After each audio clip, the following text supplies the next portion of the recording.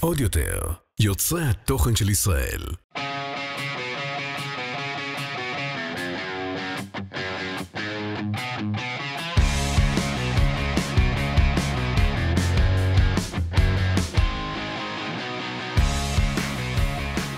Hi guys, welcome to episode 3 of Olim TLV podcast. Hope you guys enjoyed the first few episodes, and they're just going to keep getting better and better, honestly. And before we start, a quick announcement, huge announcement actually. We are doing an English stand-up night with Matan Peretz and Michael Rappaport, who's coming to Tel Aviv again. That is February 21st at 9:30 p.m., so make sure to look out for that. It's going to be epic. And yeah, so we're going to have a really exciting episode today with an amazing Olah, Donna Benami. I'm going to let her introduce herself. Hi, Noah. Hi. Thank you for having Long me. time no see. Long time no see. 10:30. 3 hours. 8:45 a.m. workout class. Yes. So tell us, Donna, tell us about your Aliyah story, everything. Sure. So I made Aliyah in October 2019. It's a different category of Aliyah because I was born in Israel. So it's considered Katin Choser, which means returning minor. I was born here, and when I was 5, my family moved to Singapore. Both of my parents, one of my brothers, still live in Singapore. Mm-hmm. So I hadn't lived here for 20 plus years. And I was living in New York City before I moved. And it just sort of happened. It was unplanned. If you had asked me a year or two before if I would move to Israel, I would have said, absolutely not. Yeah. I just didn't feel really connected at all. Yeah. So I grew up quite differently than a lot of the Olim that we know, which is, I didn't grow up in a Jewish community. Singapore has Jews and Israelis, but not that many. It was part of my life, but it was not something like that I was surrounded by. Right. I didn't go to a Jewish school. Most of my friends growing up were not Jewish. And then the same thing in college. I really was not that involved in Jewish life. Yeah. So it was sort of a curveball, but I'm really happy with the decision. Yeah. So, yeah. So Donna, I've known Donna for a few years actually, and I thought it would be great to bring her on because Donna is that kind of Olah who knows everything about Tel Aviv and knows everything about Olim and Israeli. She's half Israeli and half, what do you consider yourself? Technically, I'm 100% Israeli. 100% But I Israeli. guess I would say Singapore is home in a way. Yeah. Yeah. It's like where I grew up. Yeah. So Donna and I met a few years ago actually at Benefit Gym. She was my first friend at the gym, which was really exciting because going to a gym with all these Israelis who work out and all this stuff is very nerve-wracking at first. And we met there and she was my first Benefit buddy, basically. Yeah. The basic vetch. The basic bitch. Fitness, sports and community. Sports not and gym. community. Not Sports gym. and It's community. a sports and community. They have parties. They have everything. I remember it so vividly. You were standing in the stairwell in Pinsker, and I don't know if it was before or after the class, but you were standing there. Somehow we got to talking. I think it was like I was pointing out something, and you mentioned you were from Texas, and then we just immediately hit it off. I was very uncharacteristically friendly that day. You are. You're not. Yeah, I'm not so friendly not at the so gym. friendly, yeah. I come to be in the zone. And yeah, the rest is The rest is history. The rest is history. So I thought Donna would be perfect to come and talk here because basically Donna, from the first day we met and throughout our whole friendship, we always had the same inside jokes about Tel Aviv kind of being a mini college town, I would say. We always share the same experiences, dating experiences, nightlife experiences, all that stuff. And we just really felt like Tel Aviv was a little college town that we were still living in. I mean, you went to Columbia. Right. You went to a college town. I went to University of Texas, also a college town. And I know when I moved here, immediately after college, I felt like I was in college 2.0. Like, I felt like college never ended for me. Like, I moved to Tel Aviv right after college, and I felt like Tel Aviv is a little college town. Like, Beersheba also is, obviously. Herzliya is a wannabe college town, but Tel Aviv is a little college town. Wouldn't you agree? I think I know what you're getting at. I think it's the fact that usually when you're a grown-up, you don't live that close to all of your friends.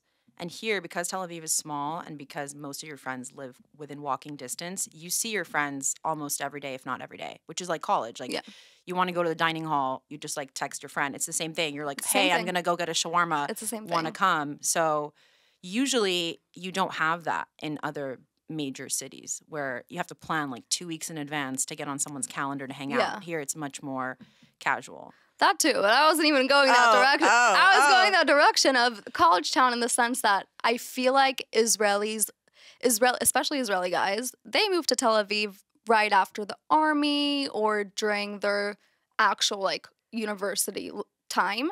And for them, you know, they did the army. They're a little delayed. So for them, it's like living in Tel Aviv is the prime age to party and live it up and like, you know, have all this fun, which is great. Yeah. But it was hard being like seeing all my friends graduate college and move on to Wall Street and these banks and consulting and have like real adult life. And, you know, I moved here, was working consulting, but was still living a little college life in a college town, Tel Aviv.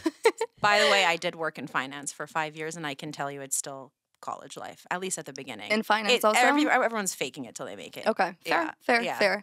But I think it's really interesting that, you know, the whole thing with Israelis going to the army and being delayed a little with everything, like Americans have their education earlier and graduate college earlier and all that stuff. It's really interesting to see exactly how it plays out in Tel Aviv.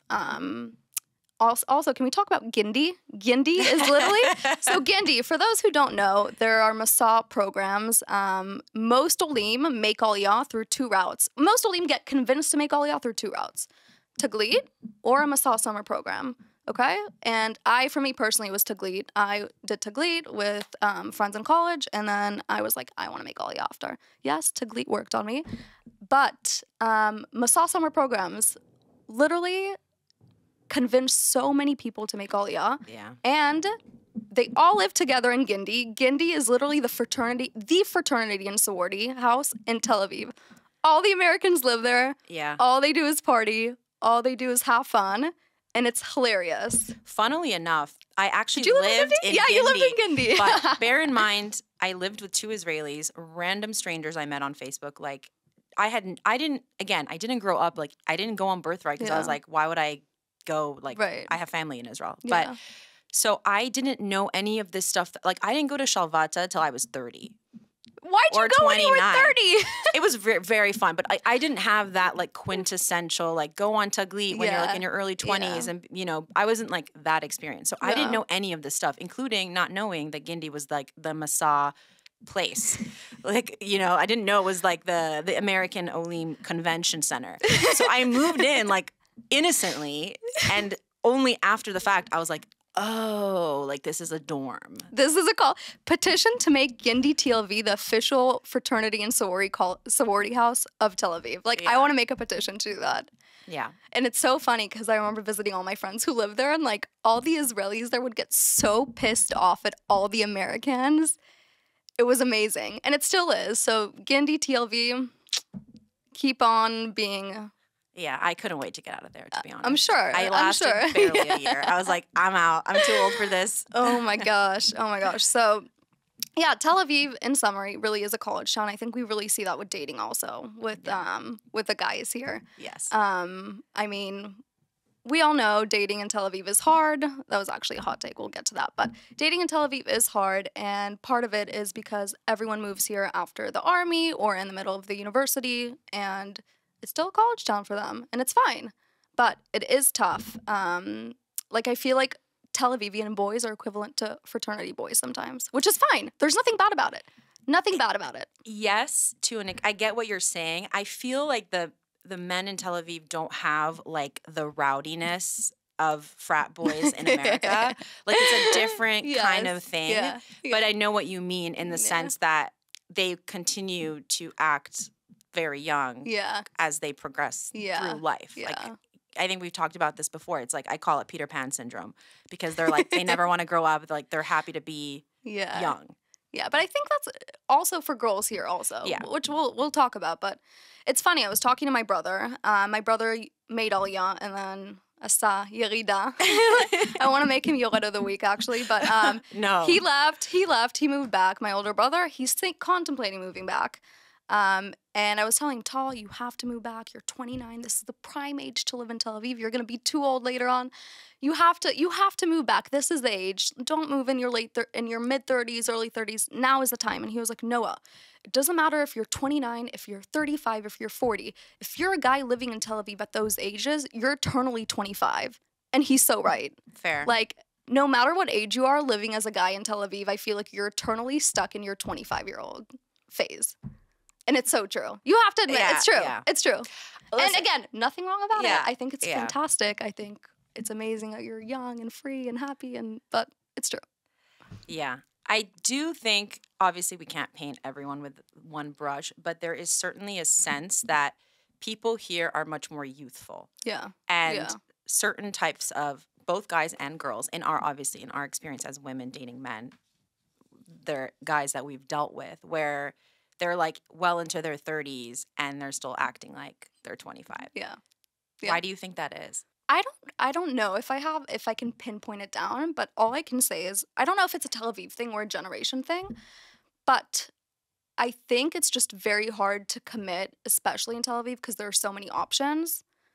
But I don't know if that goes hand in hand with why they're acting like they're 25. Maybe it has to do with the army. Maybe it has to do with, I don't know, they're just delayed a little because of circumstances of living in Israel. I don't know. But do you not feel that the obviously some Olim do the army, but also non-army going Olim also kind of fall into that? Like, I don't know that the army is the only thing, because I don't think it only applies to Israelis. I think it's across the board Tel Aviv. It's Tel Aviv. I think it's a widespread condition, this Peter Pan syndrome. Define Peter Pan syndrome for me again. Basically, Peter Pan never wants to grow up. He's permanently in this childlike state. Okay. That's the whole premise of, I don't know if you had a childhood and watched Peter Pan, but that's what the movie's about. So it's this thing where they have this fear of growing up and kind of settling down and becoming, I don't know, adults, which to them I guess means boring. So they're stuck in this state of partying like they're 25 when they're 35 and still hanging out, out in the scene. I still feel like I'm like that also. I feel like you said, it's I'm not 30, I'm 26, but I still feel like I'm. Okay, don't look so By the way, I'm above the age of 30. Just PSA. Wait, so why do you think? You tell me about your Peter Pan theory. I've thought about this a lot because it doesn't only apply to men, but I do think that Tel Aviv, and this is, by the way, the case in many cities, there's a lot going on. So you have a lot of things pulling you in different directions where it's you could go out every night of the week. I'm not saying going to underground parties. I'm talking about you're going to a comedy show. You're going to have a beer with a friend. You're going to go for a walk on the Tayelet. People are always out and about. Right. And you have a very vibrant life. Whereas if you're living in the middle of nowhere in the suburbs somewhere, you don't have that much going on. Right. So when you have a lot going on, the stakes are higher where you are giving up more to quote unquote settle down. Yeah. Now, I think maybe the difference between men and women, this is only my theory. I think men view things very binary. In their mind, life is a straight path and there's chapters. And it's if you get married and settle down, then you are graduating from the fun, exciting, spontaneous chapter of your life. And then boom, you're in this other place and you have to relinquish all of your fun. I don't think it's just then. I also feel that way though. And by the way, that's not true. Yeah. You can still have fun. I have friends who have had babies and they still go to parties and they still go out at night and have glasses of wine or bottles of wine and they still go on vacation and they still attend bachelor parties. It's not this or that. Yeah. And I think people have that. They think they have to give everything up. And when you have so much going on in your life, that feels like you're giving up a lot more. I agree. I also think it's dating, not just going off what you said, but also dating in Tel Aviv is hard in general because there's just so many options for guys and for girls but I think that's the case with any city, no? Unless you're in the middle of nowhere and you have to expand a 90 radius to get a person. I'm talking about apps now. Yes, there are many options, but I feel that's maybe, to me at least, a bit of a generational thing. What's harder, having too many options or having no options? I think honestly, real question. I think too many options. Because let me tell you, dating in Dallas is not that easy either, and it's because there are no options, especially Jewish options. But then I'm where's harder, Tel Aviv or dating in Dallas? But it's funny. Everyone says dating is hard everywhere. New York, all my friends are Totally. single, struggle. Maybe not a Tel Avivian thing only. Yeah. But it's funny. I was with a friend the other day, and we were talking about like going out on first dates in Tel Aviv and how scary it is. Yeah. And not scary for the actual first date of meeting someone, but scary to run into someone you know. Like there's nothing more terrifying than going on an app date in Tel Aviv and running into someone you know. Totally. I can't even Totally. explain. Like I have to strategically decide where we're gonna. I make the decision because they always let's go to Dizengoff. Let's go to this place where you'll run into everyone you know. Yeah. You're not deciding just because you have to be in control. No. It's because you want to avoid people. Maybe a little. Yeah. It's honestly, people always ask me, like, what is the worst place to go on a first date? And I'm like, I actually don't care about the place specifically. If this is maybe a hot take, because some girls are like, he asked me to go drink wine by the beach. Like, how dare he? He's so Hilton Hill. cheap. He doesn't Hilton care. Like, I really don't care Yeah. where a first date is. To me, like, it could be a walk on the beach and, like, no alcohol. Like, whatever. I don't care. But I don't want it to be anywhere where I could run into anyone I know or anyone who knows someone I know. Like the fear is real because Yes. Tel Aviv is so small, and Everyone you don't want, gossips. Everyone talks. Everyone. and I just also I don't want to be seen. Like I it's know. awkward. It's very But clear. what do we do? You're when gonna it's a run into first date. anyone. in Okay, Tel Aviv. I found a Do you go to loophole. Huron? Do you go to a date in Bat Yam? Like, no, seriously, where do you go? I have a loophole that What's I the loop- discovered. Are you gonna which tell us is, a secret? No, it's not a secret. Friday night. Interesting. Because Elaborate. no one goes out That's on true. Friday night. This happened like a few months back. Only psychopaths go And- out on a Friday night. Fair. But I got asked on a date and he suggested Friday. And I was kind of like, well, I was having a chill Shabbat dinner. We met at 9 p.m.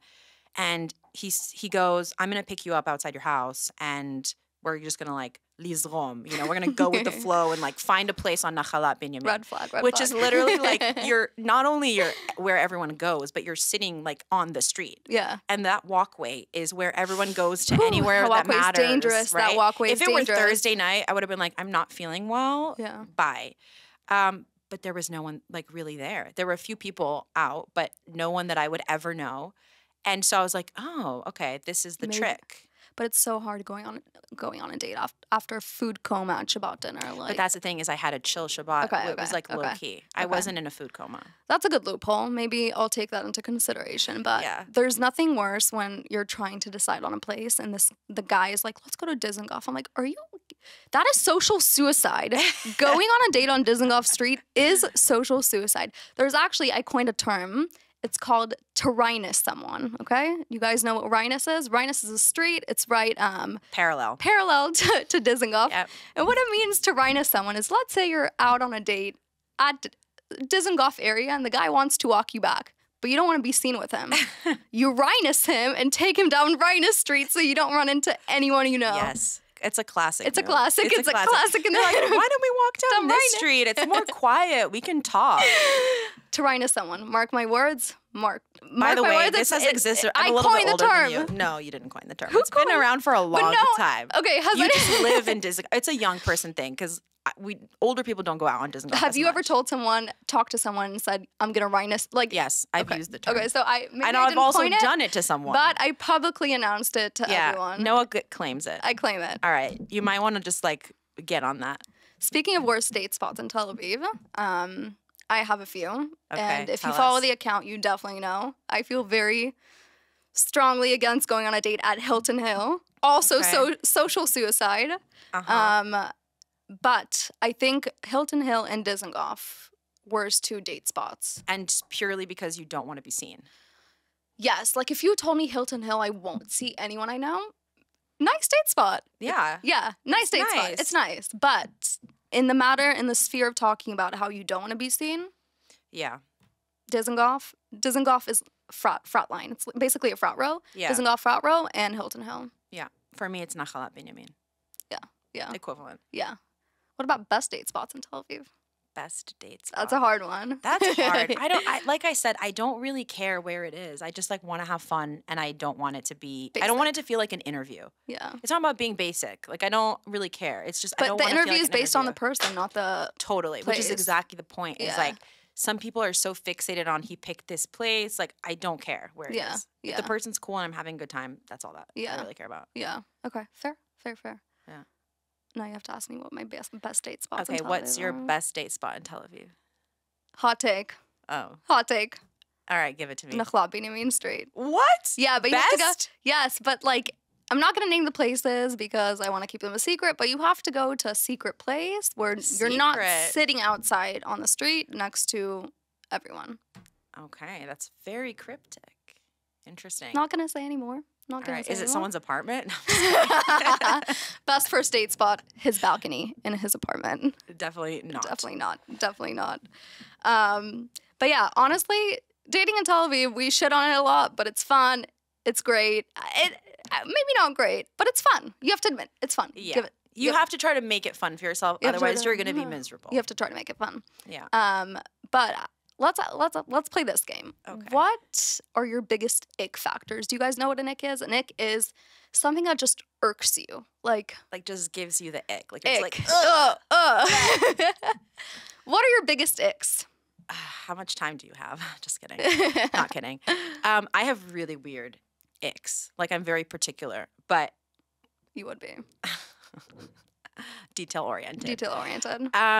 Okay, this is really weird, but Oh, when a God. guy's feet look small But why do you? in his shoes, I'm not saying the feet are small, they look small. And it has nothing to do with like, Wait, that wait, might wait. mean the size of something else. Like, Wait. no, nothing to do with that. It just gives me like Wait. the ick. When I see a foot in a shoe and it looks That is really petite, I'm that like, is ugh, that is stop, the make weirdest. it stop. That is the weirdest thing I have ever heard in my entire life. I told you, I have a lot of weird icks. Okay, so mine's not that weird. Mine's basic. I get irked out by merces. If you don't know what a merce is, it's a man purse. If a guy shows up with a merce to a first date, Wait, We're okay, out. but define like what. Also 'cause a there's fanny There's pack. a Also a range. fanny There's pack. a range of merces. I've never heard that word, man purse.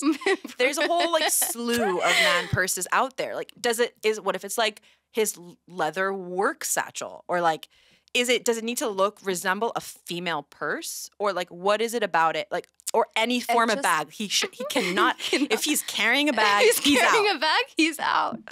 Unless Damn, it's you're like a cutthroat. bag full of snacks for the night. Okay, That's what fine. about backpack? Backpack. If is he's fine. coming from work? Oh, that's fine. only if it's a monogrammed high-tech backpack, then we're talking. Yes. Of course, you would yes. say that. Plus 10 points. Plus 10 points. If Ugh. he works in high tech. That's an No, opposite no, no, of an ick? No, it's great. It's great. That's Oh, what I'll I'm give you saying. another ick. Okay. When he won't stop talking about his working job in high tech. Working in high tech and talking about it is like the equivalent of What? working in crypto in the US. Like, Yes. you work I'm there a and crypto bro. all you do is talk about it. Bitcoin. Yeah, you're just talking about work, Yeah, work, yeah. and my job, and I'm so important, and Yeah, like da-da-da, and oh, my yeah. company does this. I'm Yeah. just like, dude, like, I'm Yeah. not your coworker. I Yeah. don't care. Or when they make high tech their lives. Yeah. I actually did that 2 years ago. I will admit I made high tech my life, and it's fine. Yeah. We all go through the high tech phase. Yeah. What else? The Jesus sandals. Just please don't. What is it please. about it that you don't like? It's just, The toes? it's just not cute. Yeah. I really take issue. This is a general ick, not a dating ick. When people wear those, because, in high tech, when you're in an office, people dress very casually here compared to New York, where people are wearing like business or business casual clothes, closed Yeah. shoes. And there's people who come to the office wearing these Jesus sandals, aka Tevas, and their toes are just like hanging out. And I'm like, the workplace is not a place for your toes. I don't want to see your toes at Agreed. work. Agreed. Put them away. Also on a date. And on a date. Put them away. Also on a date. What do you think guys say the biggest icks about girls are? Like something that irks them out on a date. I always think about this. Maybe I have if girls like only talk about themselves. I don't know. What if girls talk about their astrology sign on a first date? That's a red flag.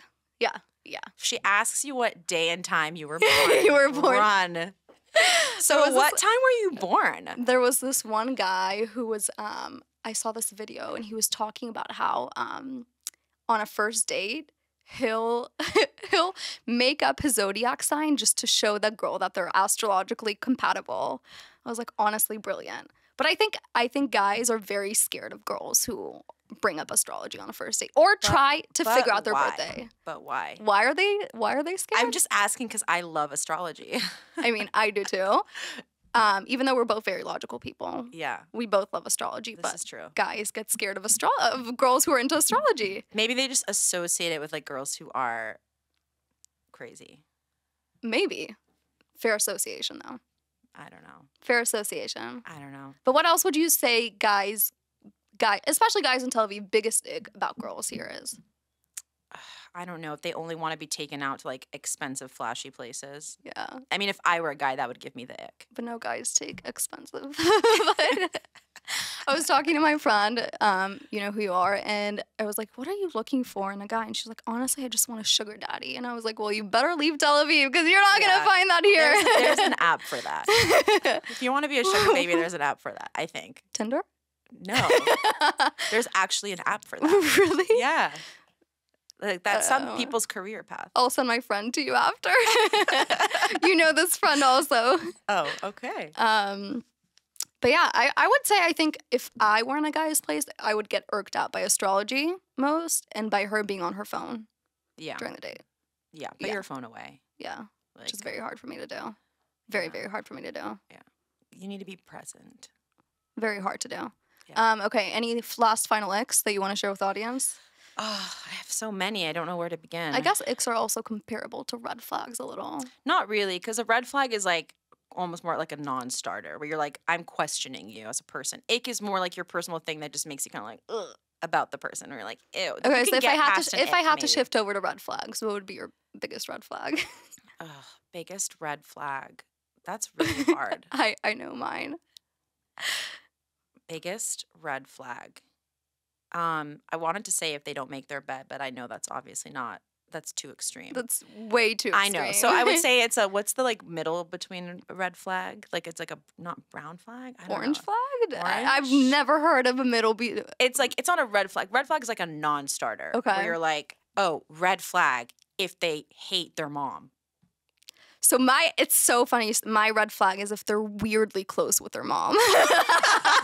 That's such a red flag. And like weirdly close with their mom. So you have to rule out like most of the people in the surrounding Tel Aviv. Yes. I'm not just talking like Tel Aviv center. Tel Aviv surrounding like all the places. More likely than not, their mom does their laundry and also makes them food in Tupperware and they bring it for lunch at work.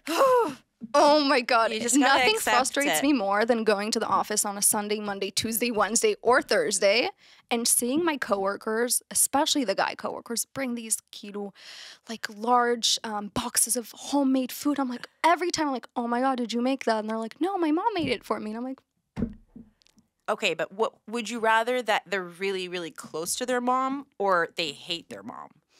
Like if they have a complicated relationship with their mom and they don't love, if the guy doesn't think that his mom's awesome and he like loves her, then of course I would rather them being weirdly close. But I get what you're saying. When they're too close, it's like you're afraid that also this like future mother-in-law is gonna be like, you know, it's just weird. The bane of your existence for the rest of your life. Yeah. What are the red flags? We have a laundry list of them. I know. I'm trying to think. Another red flag. For me, if they went on a really long trip to India and they won't stop talking about it. India or South America? India. Okay. South America, I feel like now is a little bit more. By the way, back in the day, like 2 decades ago, India was what South America is today. Like so people would do like Australia and India. Now it's become like a South America place where people go for like 6 months. But if someone went to India and like won't stop talking about it, I'm like, it's not really a red flag. It's just we're so wildly incompatible that it's not even worth a conversation. Like we're cut from a different cloth. Yeah. So Donna, if you had to give people dating advice in Tel Aviv, what would you give them? Oh my God. The new Olot, the new Olim, also. Like, what would your piece of advice be for dating in Tel Aviv? My piece of advice, it would be know what you want and have your boundaries, like, and follow them, because it's one thing to say like I want this and that, and if they do this, like I'm out, and then you don't do that. But also just try to not take it so Seriously? heavy. Yeah. Like I'm Yeah. not saying don't take it seriously. You should always take yourself seriously in dating and be intentional. But I think people put so much weight on it, and it's like, is this going to be the person, and then I'm done. Yeah. And I can just like take the load off, and I don't have to worry about this anymore. Yeah. You're just meeting a person.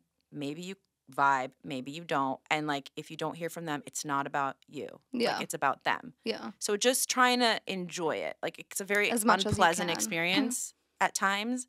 And it can just like really, you're just like, it's like Yeah. frustrating, but Yeah. it's also annoying. It's just not always fun. Yeah. I think if you can make it fun for yourself and just try to enjoy and like take it as lightly as you can, not have such high stakes with it, that would be my piece of advice. We'll take that into consideration. Thank you. Okay, and now for the most exciting part of the episode, hot takes discussion. Are you ready? We had some good ones compiled these last few weeks. I love these. I look forward to it every Thursday. They were pretty good. So first hot take, and basically what we do for the hot takes is we debate them and we decide should this one be considered a hot take or not, just so you know. So at the end of each one, we're going to decide hot take or not. Okay. Hot take number 1, not everyone needs a podcast. Someone was a hardcore throwing shade. So someone threw shade.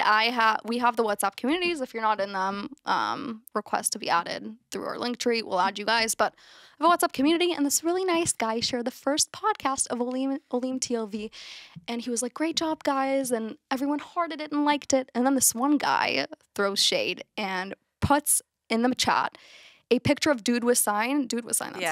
Dude with sign holding a sign saying, "Not everyone needs a podcast." And then I was like, okay. And then all my followers like tried backing me up, and they're like, "Oh my God, stop. It was great. Get out of here, whatever." And then I was like, you know what? I'm going to make this a hot take. I'm going to put in a hot take Thursday. So hot take, yes or no? Not everyone needs a podcast. I very strongly agree with this hot take. Yeah. I don't think everyone needs a podcast. I'm not throwing shade at this podcast. Are you throwing shade at Olim TLV podcast? Definitely not. I just think that sometimes it just needs to be like around the table conversation you have with your friends when you're hanging out, and it doesn't need to be a podcast. Fair. Listen, if you are passionate and you create it yourself and you have people that want to listen to it, by all means. But often what happens is people think that everyone cares so much what they have to say. And I think it's more of a general, like, people that love the sound of their own voice and just think that they're like God's gift to the world. Those kind of people rub me the wrong way. So that's the only reason I say that. Okay. If you have an interesting topic or something you're passionate about, by all means. But just like, you know. Yeah. Okay, next one. Yeah. This was submitted as a hot take. Okay. I don't know if it's a hot take. Okay. Alon Levy is attractive AF. What do you mean hot take? Doesn't everyone It's a believe valid that? take. It's not a hot take. It's a valid take. That is a widely It's a valid held take. assumption. Alon. Yes. Alon Levy. In Hebrew, it's Elon. No, it's like Elon. Yeah.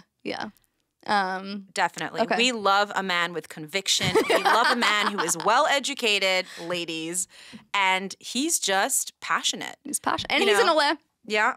He was in Olah of the Week. He was Olah of the Week. Yeah. Olah of the Week a few months ago. He was. Yeah. So valid take, not a hot take. It's not not. whoever submitted that. Next time you I don't know submit who something, out there thinks he's not attractive, but they really It's need to not- look themselves in the mirror. As a reminder, a hot take is something that's controversial. That is not controversial. Yeah, Okay. there's no controversy. That is a valid take. No controversy. Okay, next. This one's really funny.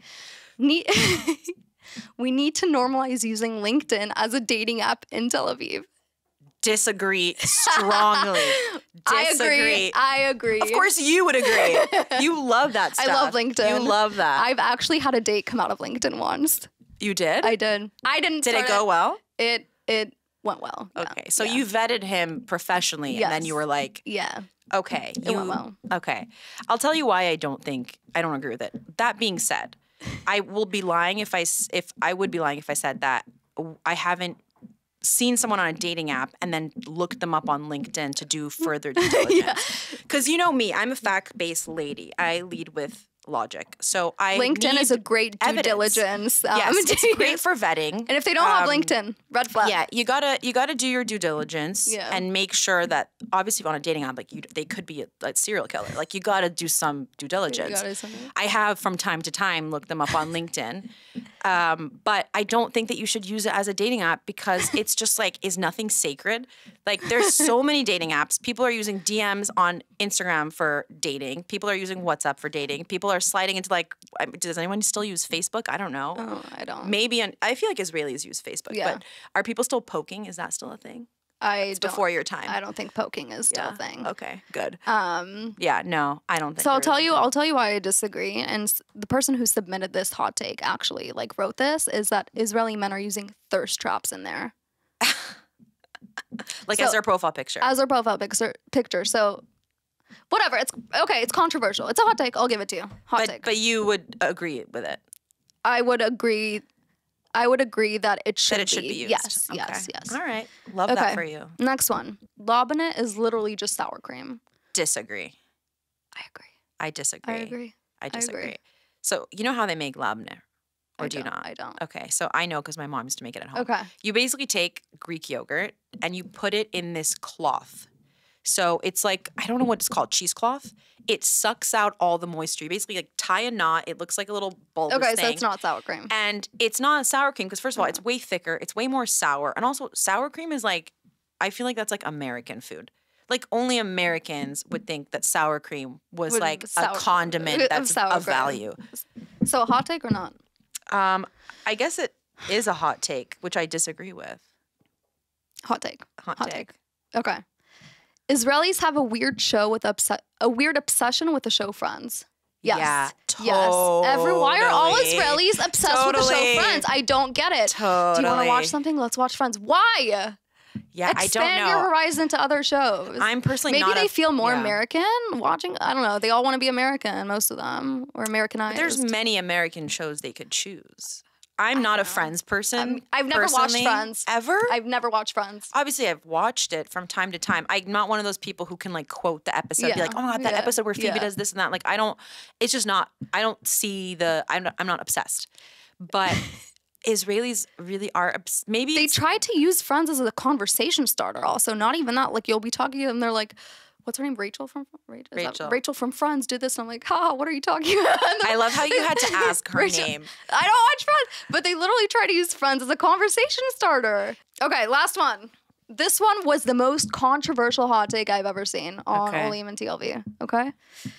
I actually prefer Israeli customer service over American customer service. Stop. Who submitted it? Can you see who submitted it? Yes, but it's anonymous, so I will not share the person's name. But just know in my mind you are eternally judged, and I will never trust a word you say in my entire life. I'm really trying hard to think what could possibly make a person, like what aspect of Israeli customer service maybe they had one really good experience or something. Did they even? I've never had one good experience with Israeli customer service. First of all, what's the worst Israeli customer service you've ever had? Let's open this chapter. The worst customer service I've ever had. It was when I first moved here and I had to open a bank account. And even though I have a Teudat Zeu number because I was born here, I didn't have a card. I never got one. Mm-hmm. And I couldn't get one. First of all, getting an appointment at Misrad Pnim took forever. And then I went back and forth between Misrad Pnim and the bank like 4 times each because I had to get an ID. And they're like, we can't open it without an ID. And I was like, but I don't have an ID. And they're like, you got to go back.